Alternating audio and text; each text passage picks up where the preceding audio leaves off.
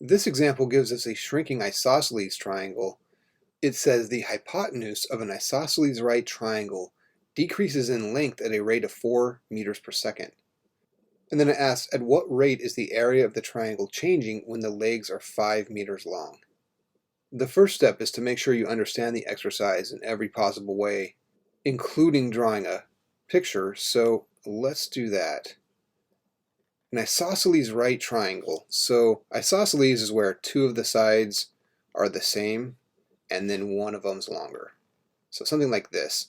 So I'll call this x and x. Those two sides are the same. And this hypotenuse bit I'll call y here because that's different. And they say it's a right triangle, so that makes a difference. That's why we can draw it in this way. Next, let's clearly identify our givens and our goals. So given and goal. What have they given us in this example? Well, we have the triangle decreasing in length. The hypotenuse, right, decreases in length at 4 meters per second.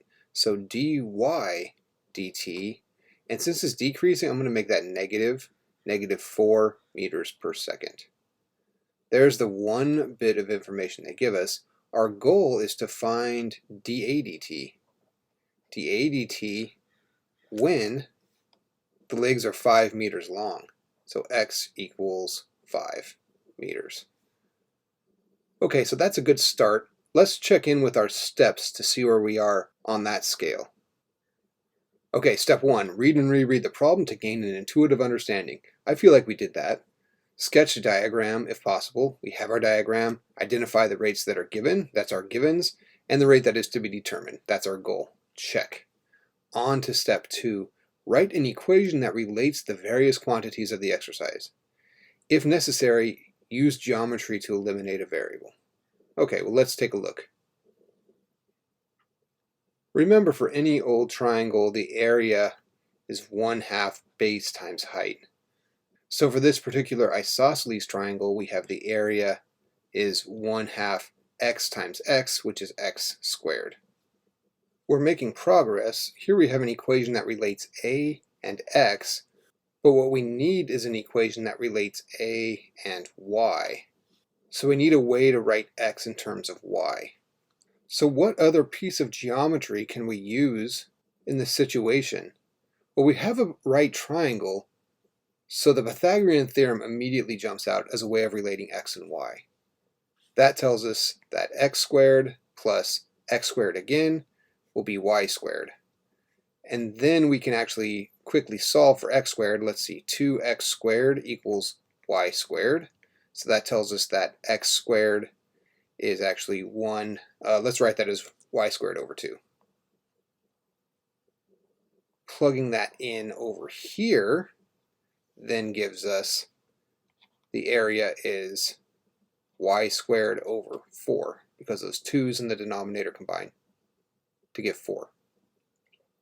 Now we have related the two variables. Let's go back to our steps and check in there. Okay, checking in with step 2, we've written an equation that relates the various quantities of our exercise, and we've used geometry to eliminate a variable. That's usually one of the most challenging aspects of related rate exercises. On to step 3. Use the chain rule to differentiate both sides with respect to t. Okay, so let's take this derivative of area here. That gives us dA dt equals power rule 1/2 y dy dt. The 2 came down and canceled with the 4, leaving 1/2. And then the chain rule gave us dy dt. Now we just need to plug in. Almost. We know that dy dt is -4. But what's y?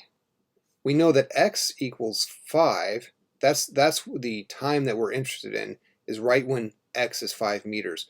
But what is y when x equals 5 meters? Well, let's go back to our Pythagorean theorem. We know that y squared is equal to 2x squared. So solving for y here gives us y equals square root of 2 times x. I'm not worried about any plus or minus because we're only taking the positive case, as these are lengths which can only have a positive value. But x is 5 at the moment we're interested in this case, so we plug that in for x. That gives us y equals, I'll say 5 rad 2. And now plug that in here for y. How many arrows can I draw? Let's plug everything in to get a final answer. So this gives us 1/2 times y we decided was 5 rad 2 times -4. That all comes to -10 rad 2. Okay, what have we solved for here? This is dA dt, so it should be units of area divided by units of time. So meters squared per second. And you can leave the answer like that, or you could say it's decreasing at a rate of 10 rad 2 meters squared per second. Up to you. They both mean the same thing. So part A contained all the real meat of this problem. Parts B and C, we're just playing with some other calculations, so we'll skip those and just focus on part A here.